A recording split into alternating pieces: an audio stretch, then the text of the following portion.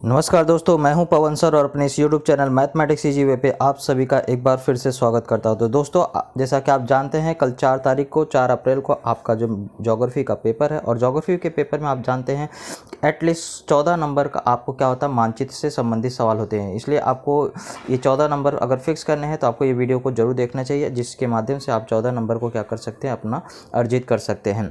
तो देखिए, आपको सबसे पहले इसमें 3 प्रकार के क्वेश्चन आते हैं। एक आपको या तो भारत के मैप में या तो ब्राज़ील के मैप में आपको क्या होता है, दर्शाने के लिए आता है। कुछ चीज़ें आपको पूछी जाती है, उसको दर्शाना रहता है, वो 4 अंक के लिए आता है।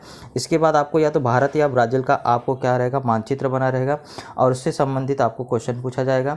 और जो तीसरा क्वेश्चन होता है 6 मार्क का, उसमें आपको आलेख बनाने के लिए भी आता है या आपको आलेख बना रहता है, उससे संबंधित 6 प्रश्न पूछे रहते हैं, आपको उसके 6 अंक रहते हैं। यानी इस तरह से आपको 14 मार्क्स का क्या होता है, आलेख आता है, या मानचित्र से संबंधित या आलेख से संबंधित। टोटल आपको देखा जाए ज्योग्राफी में 14 मार्क्स का होता है। तो इस वीडियो में मैं आपको वही 14 मार्क्स के बारे में बताने वाला हूं। यानी कि आपको जानते हैं कि इस बार आपको 2022 का जो क्वेश्चन पेपर सेट था, उस क्वेश्चन पेपर सेट में आपको मालूम है ज्योग्राफी के 5 क्वेश्चन सेट थे। उस 5 क्वेश्चन सेटों को मैंने यहाँ सॉल्व करे है। आप उसे क्या कर सकते हैं, प्रैक्टिस के रूप में कर सकते हैं और उन्हीं में से कोई ना कोई आपको क्या होगा, मानचित्र में दर्शाने के लिए आएगा। जैसे आपके सामने आपको यहाँ दिखाई दे रहा होगा, ये ब्राज़ील का मानचित्र है और यहाँ पर आपको क्वेश्चन पूछे गए हैं, उसको हमने क्या किया है, यहाँ पे दर्शाया है। जैसे पंपास का घास प्रदेश आपको यहाँ पर है, पंपास का घास प्रदेश, इस तरह से आपको यहाँ दर्शा देना है। आप देख रहे होंगे और इसे नंबर 1 डाल देना, जो भी नंबर पे रहेगा वो नंबर 1 डाल के, और इसकी सूची बनाना बहुत जरूरी होता है बच्चों। मैंने यहाँ सूची नहीं बनाया, बस उसके सामने चित्र बना दिया है। लेकिन आपको क्या करना, मानचित्र के सामने ऐसा जो आपने जिस सिंबल से दर्शाया उस सिंबल को बनाना है और वो बता देना है कि आपको ये पंपास वाला घास प्रदेश है, ये आपका ककाओ वाला उत्पादक प्रदेश है। ओके, तो इस तरह से आपको यहाँ पे मैंने बनाया है, एक एक चीज़ दर्शाया है। तो पहला वाला पंपास का घास प्रदेश इधर दर्शाया है। दूसरा ककाओ उत्पादक प्रदेश, ककाओ उत्पादक प्रदेश अगर आप देखें तो इस तरह से पूरे क्षेत्र में आपको ककाओ उत्पादक प्रदेश होता है, तो यहाँ पे आप लिखा सकते हैं। तीसरा वो है पिको द नेबलिना। तो पिको द नेबलिना आपको 3rd नंबर का है। यहाँ पे आपको देखो मैंने ट्रायंगल के माध्यम से दर्शाया है, तो ये आपको पिको द नेबलिना है। सुनहरा तामरीन, सुनहरा तामरीन यहाँ पर इसको स्टार मार्क के द्वारा दर्शाया है 4 नंबर पे। यहाँ पे स्टार मार्क बना दीजिए, इसको मैंने कट किया है। ककाओ प्रदेश, सॉरी यहाँ पे आपको ये जो राउंड किया है मैंने, देखो ककाओ प्रदेश ये आपका है। ये वाला गलती से हो गया था बच्चों, इसको नहीं देखना है, जो आपको ऐसे डार्क किया गया है ये आपको गलती से हो गया है। ओके, इसके बाद अनावृष्ट चतुर्भुज, ये बहुत इंपॉर्टेंट क्वेश्चन है, कई बार पूछा जा चुका है। तो यहाँ पे आप देख रहे हैं, ये आपको इस तरह से राउंड करके आपको मैंने ये सिंबल बनाया है। यहाँ पे 5वें नंबर पे अनावृष्ट चतुर्भुज दिखाया है। और जनसंख्या के मध्यम घनत्व का सांता कटरीना, कटरीना यहाँ पे आपको 6 नंबर पे मैंने दिखाया है। इस तरह से आप क्या कर सकते हैं, इसमें से कोई 4 करने रहते हैं, आप आसानी से 4 ढूंढ सकते हैं। अगर देखा जाए इसी क्वेश्चन पेपर में आपको यहाँ पे आपको मानचित्र है, मानचित्र में आपको यहाँ पे क्वेश्चन पूछा गया है, परिवहन में कौन से साधन मानचित्र दिख रहे हैं, तो सड़क, जल मार्ग और जलमार्ग दिखाया गया है। तो इस तरह से मैंने सारे प्रश्नों का उत्तर यहाँ लिखा है, आप यहाँ देख करके देख सकते हैं और आपको मैप में से ढूंढने भी आना चाहिए। ओके, तो आप ध्यान से पूर्वक देख लीजिए, सारे प्रश्नों का उत्तर मैंने यहाँ लिखा है, आप इसको चेक करके ढूंढ करके लिख सकते हैं। ओके, और अपने उत्तर को यहाँ से टैली करा सकते हैं।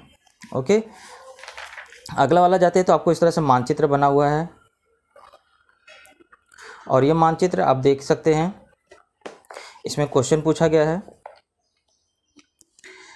उपयुक्त दोनों आलेख क्या दर्शाते हैं, तो आपको बताया गया भारत और ब्राज़ील का लिंग अनुपात दर्शाते हैं। किस देश में पुरुषों की जनसंख्या अधिक है, तो आप दिखाई दे रहे हैं भारत में जनसंख्या अधिक है। किस देश में स्त्रियों की जनसंख्या सर्वाधिक है, तो ब्राज़ील में है। 2001 के बाद स्त्रियों की संख्या तेजी से बढ़ रही है, किस देश में, ब्राज़ील में। 1961 में भारत में स्त्रियों की जनसंख्या कितनी थी, तो 940 थी। किस देश में प्रति 1000 पर स्त्रियों की संख्या 1000 से अधिक है, तो वह ब्राज़ील देश है। इस तरह से मैप का अध्ययन करके आप क्या कर सकते हैं, प्रश्नों का उत्तर लिख सकते हैं, 6 अंक प्राप्त कर सकते हैं। यह हुआ हमारा पहला क्वेश्चन पेपर। अब इसके बाद हम लोग करते हैं क्वेश्चन पेपर नंबर 2। तो क्वेश्चन नंबर पेपर 2 में भी ब्राज़ील के मानचित्र दिया गया है। ब्राज़ील का मानचित्र आपको उसमें दर्शाना है। आप याद रखिए, मानचित्र का जो पेपर मिलेगा उसमें भारत का भी बना रहेगा और ब्राज़ील का। तो जैसा प्रश्न ब्राज़ील के बारे में पूछा रहेगा तो ब्राज़ील में भरना है, और भारत का पूछा रहेगा तो भारत के मैप में भरना है। तो ब्राज़ील की राजधानी आप जानते हैं ब्रासिलिया है। ब्रासिलिया को आपको यहाँ दिखाया गया है, 1 पॉइंट पे आपको दिखाई दे रहा होगा। इसके बाद आपको दूसरा क्वेश्चन है विशाल एनाकोंडा का प्रदेश। तो यहाँ पेंटानेल में भी आपको विशाल एनाकोंडा होते हैं, तो यहाँ पेंटानेल आपको दर्शाना है, या पेंटानेल डायरेक्ट दर्शाने के लिए आ सकता है। ब्राज़ील का कम वर्षा वाला प्रदेश, तो यहाँ पे बहुत सारे प्रदेश है। ये पूरा जो आपको उत्तरी पूर्वी भाग है, ये पूरा आपको क्या होता है, वहाँ पे वर्षा कम होती है। तो पेरानब्यूको, एलागोस, पराइबा, रियो ग्रांडो डी नार्टो, ये सब आपको एरिया क्या हैं, कम वर्षा वाले हैं। विक्टोरिया बंदरगाह आपको यहाँ दिखाया गया है 4 नंबर पे, आप देख सकते हैं।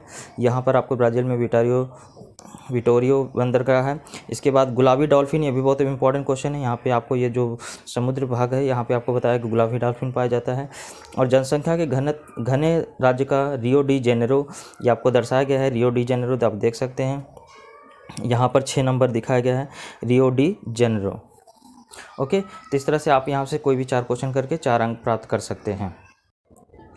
इसके बाद यहाँ पे भारत का मानचित्र बना हुआ है और मानचित्र के आधार पर यहाँ पे प्रश्नों का उत्तर पूछा है। भारत मुख्य भूमि के अति पूर्वी और अति पश्चिमी छोरों में रेखांशीय अंतर का अंतर कितना है, तो 29 डिग्री है। इसके बाद सेकंड क्वेश्चन पूछा है, भारत के अति पूर्वी और अति पश्चिमी छोरों के रेखांशीय विस्तार का अंतर ब्राज़ील की तुलना में कितना है, तो यह अंतर ब्राज़ील की तुलना में लगभग आपको बताया 10 डिग्री कम है। फिर भारतीय मानक समय की देशांतर कौन सी है, तो यहाँ आपको दिखाया गया है, देखो 82 डिग्री 30 मिनट। भारतीय मानक समय एवं ग्रीनिच देशांतर के समय अंशात्मक कितना है, तो आपको यहाँ बताया है 82 30, वही सेम उत्तर रहेगा। और यहाँ पे आपको अंतर समय का कालात्मक अंतर पूछा है, तो 5 घंटे 30 मिनट का है। ओके, तो इस तरह से आपको इसमें से भी कोई 4 प्रश्नों का उत्तर लिख करके 4 अंक प्राप्त कर सकते हैं।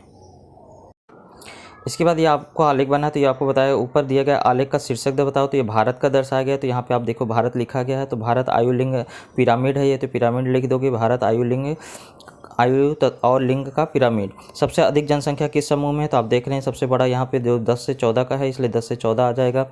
ये अक्ष कौन सा है, यह अक्ष से इसमें अंतर कितना बताया, तो 0 से 4 बोला, यानी 4 का अंतर है। 60 से अधिक आयु में स्त्री पुरुष में किसकी संख्या अधिक है, तो स्त्रियों की संख्या अधिक है। 55 से 59 की आयु समूह में स्त्रियों की संख्या कितने प्रतिशत है, तो आप देख सकते हैं 55 से 59 में 2% है, आपको ये बीच का अंतर 2% दिया गया है। किस आयु समूह के बाद जनसंख्या कम होती हुई दिखाई दे रही है, तो 10 से 14 के बीच में सबसे ज़्यादा, इसके बाद आपको देखो धीरे धीरे कम होते जा रहा है। तो 10 से 14 आयु के बाद क्या हो रही है, जनसंख्या कम होती जा रही है। अगला क्वेश्चन देखो, भारत के मानचित्र में दर्शाने के लिए बोला है। पहले बोला है कांडला बंदरगाह, तो यहाँ पे गुजरात में है, आपको दिखाना है कांडला बंदरगाह। उत्तर भारत की विरल जनसंख्या का घनत्व तो जम्मू और कश्मीर, यहाँ पे आपको जम्मू कश्मीर है, ये आपका ऊपर वाला लद्दाख होता है, तो यहाँ जम्मू कश्मीर में आप दिखा सकते हैं। तीसरा है गोवा, तो गोवा आप जानते हैं महाराष्ट्र के नीचे जस्ट यहाँ होता है, तो गोवा यहाँ पे आपको दिखाया गया है, दिखाई दे रहा होगा। तीसरा बंगाल का बाग आप देखिए कई जगह हो सकता है, तो यहाँ पे आपको उसको मैंने राउंड से किया है, यहाँ दिखाया है, ये बंगाल के आपको बाग है। भारत का सुदूर दक्षिणी छोर, तो सुदूर दक्षिणी छोर यहाँ कन्याकुमारी साइड आता है, दक्षिण छोर में आपको बताया है। इसके बाद पूर्वी घाट को मैंने यहाँ से रंगा हुआ है, ये पूर्वी घाट आपका है, आप देख सकते हैं। ओके, अगले बढ़ते हैं हम लोग, सिम्बॉल बनाना भूले ना।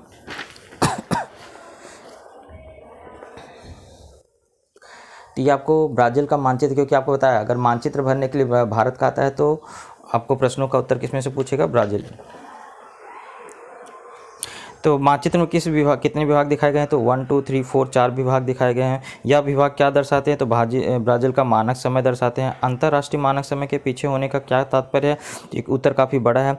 0 देशांतर रेखा को संदर्भ मान करके विश्व का मानक समय निश्चित किया जाता है। इस देशांतर रेखा के पश्चिम में स्थित देशों का मानक समय अंतर्राष्ट्रीय समय से पीछे होता है। ब्राज़ील का कौन सा भाग अन्य विभागों से आगे है, तो अति पूर्वी भाग क्या है, अन्य भागों से आगे है। काले रंग की स्पष्ट रेखा क्या दर्शाती है, तो ब्राज़ील का अधिकृत मानक समय दर्शाती है। इस तरह से इसके प्रश्नों का उत्तर आप लिख सकते हैं। ओके, यहाँ पर आपको आलेख बना हुआ है, इस आलेख का प्रश्नों का उत्तर लिखना है। वर्ष 2016 में किस देश का राष्ट्रीय उत्पादन सर्वाधिक अधिक है, तो 2016 में आप देख रहे हैं संयुक्त राज्य अमेरिका का यहाँ दिखाया गया है, सबसे डार्क लाइन में किसका है, संयुक्त राज्य अमेरिका का है। वर्ष 2016 में संयुक्त राज्य अमेरिका का राष्ट्रीय उत्पाद कितना था, तो आपको बताना है। देखो आपको 1900 से थोड़ा कम है, तो आप बता सकते हैं लगभग 1850, यहाँ आगे लिखा है 10 लाख यूएस डॉलर, तो आपको कंटिन्यू करना 1850 10 लाख यूएस डॉलर। यदि ब्राज़ील और भारत की तुलना की जाए तो वर्ष 1980 में किस देश का राष्ट्रीय उत्पाद अधिक था, तो 1980 में पूछ रहा, तो आप देख रहे हैं ब्राज़ील का अधिक है, तो ब्राज़ील बता देंगे। यदि ब्राज़ील और भारत की तुलना करें तो वर्ष 2016 में किस देश का राष्ट्रीय उत्पाद अधिक है, तो 2016 में देख रहे हैं भारत का ज़्यादा है। और कितना अधिक है, तो 10 लाख 10 लिखना है, फिर 10 लाख यूएस डॉलर भी लिखना है। वर्ष 2016 में विकसित एवं विकासशील राष्ट्रों के राष्ट्रीय उत्पादन में कितने का अंतर है, तो 1600 से अगर इसको घटाएंगे तो लगभग 1680 से 1690 10 लाख यूएस डॉलर आपका आंसर हो जाएगा। ओके, इसके बाद देखिए फिर से भारत का मानचित्र में दर्शाना है। यहाँ पे मैंने आपको उसको सिंबल से नहीं बनाया, लेकिन फिलहाल आपको मैं यहाँ बता देता हूँ। कर्क रेखा आपको यहाँ बीच से जाती है, इसको बोलते हैं कर्क रेखा। इसके बाद थार का रेगिस्तान, आप राजस्थान में आ जाइए तो यहाँ पे आपको जो ये भाग दिखाया गया है ये उष्ण रेगिस्तान के भी नाम से जाना जाता है, थार का रेगिस्तान। और ठंडा अगर पूछेगा तो यहाँ पे लद्दाख में आप दिखा सकते हैं। ओके, घनी जनसंख्या घनत्व राज्य बिहार, बिहार यहाँ आपको दिखाया गया, सिंबल बना दीजिएगा। अरुणाचल प्रदेश यहाँ कोने में होता है, यहाँ आपको पता ही है। इसके बाद भारत की राजधानी नई दिल्ली यहाँ पर आपको दिखाया गया है। और लद्दाख यहाँ पे आपको है, तो ये छठा पॉइंट है, लद्दाख आपको इस तरह से दिखा सकते हैं। ओके, अगला है ब्राज़ील का मानचित्र आपको दिया गया है। इसके प्रश्न उत्तर पूछे, ब्राज़ील के किस भाग में अधिक वर्षा पाई जाती है? तो अमेजन नदी के मैदान में, यहाँ अमेजन नदी ने इसके मैदानों में क्या होता है, अधिक वर्षा पाई जाती है। ब्राज़ील में किन दिशाओं से हवाएं आती है? तो उत्तर पूर्व और दक्षिण पूर्व से हवाएं आती है। ब्राज़ील में हवाओं के मार्ग में कौन सा अवरोध उत्पन्न निर्मित होता है? तो विशाल कागार तथा ब्राज़ील की उच्च भूमि, ये क्या होती हैं, हवाओं के मार्ग में रुकावट पैदा करती हैं। ब्राज़ील के किस भाग में औसतन तापमान कम है? तो आपको यहाँ दिखाया गया है पैराग्वे और पराना, इसमें क्या है, औसतन तापमान कम होता है। और किस भाग में अधिक होता है? तो विषुववृत्त रेखा के समीप के जो प्रदेश हैं उसमें सारे में आपको क्या होता है, अधिक पाया जाता है। यहाँ जो क्वेश्चन पूछा गया है वो आपको अब आलेख का बना हुआ है। वो बोल रहा है कि आपको वर्ष 1995 में किस देश में अधिक विदेशी पर्यटक है? तो आपको 1995 में भारत के ज़्यादा है। 2000 में अगर बात करें तो ब्राज़ील की ज़्यादा है। किस वर्ष में भारत विदेशी पर्यटकों की संख्या में वृद्धि दिख रही है? तो आप देख रहे हैं 2010 के बाद से आपको उसमें वृद्धि दिख रही है। वर्ष 2000 प्रदेश में दोनों विदेशी पर्यटकों की संख्या कितनी है? तो अगर 2015 की बात करें तो आप यहाँ देख सकते हैं, अगर ब्राज़ील की बात बताएं तो 60 लाख है और भारत की बात बताएं तो 130 लाख लगभग है। किस काल अवधि में ब्राज़ील की विदेशी पर्यटकों की संख्या कम होती दिखाई दे रही? तो आप देख रहे हैं 2005 से 2010 के बीच में कम होती जा रही है। वर्ष 2010 के बाद भारत में बड़े पैमाने पर विदेशी पर्यटकों की संख्या बढ़ने का क्या कारण हो सकता है? तो व्यावसायिक दृष्टि हो सकती है और विदेशी पर्यटकों को दी जाने वाली जो सुविधाएँ हैं अगर अच्छी है तो वहाँ पर विदेशी पर्यटक जरूर आएंगे। तो ये दो कारण आप बता सकते हैं। फिर से देखिए भारत का मानचित्र में दर्शाने के लिए बोला है, जनसंख्या का मध्यम घनत्व वाला राज्य कर्नाटक। कर्नाटक यहाँ पे आपको दिखाया गया है, इस तरह से यहाँ कर्नाटक होता है। इसके बाद आपको बताया है पश्चिमी हिमालय, तो ये पश्चिमी हिमालय है। पूर्वी हिमालय की बात करें तो यहाँ पर आएगा अरुणाचल प्रदेश के साइड में, लेकिन फिलहाल पश्चिमी हिमालय की बात करें तो ये आपको पूरा लद्दाख, जम्मू कश्मीर और यहाँ पर आपको पूरा दिखाना है। इसके बाद आपको चेन्नई बंदरगाह, चेन्नई यहाँ नीचे की साइड है तो यहाँ पे आपको बंदरगाह दिखा सकते हैं सिंबल के रूप में। जनसंख्या का अधिक घनत्व वाला राज्य तो अब बिहार, आपको पश्चिम बंगाल यहाँ पे आप दिखा सकते हैं। अधिक वर्षा का प्रदेश, अधिक वर्षा का प्रदेश यहाँ जगह जगह आपको यहाँ पे क्या है, दक्षिणी भाग यहाँ होता है और यहाँ पे आपको पूरी भाग में आपको क्या होता है, अधिक वर्षा होती है। सुंदर वनों का प्रदेश, सुंदर वनों का प्रदेश पश्चिम बंगाल में ही होता है तो यहाँ पे पश्चिम बंगाल में आप दिखा सकते हैं। ओके,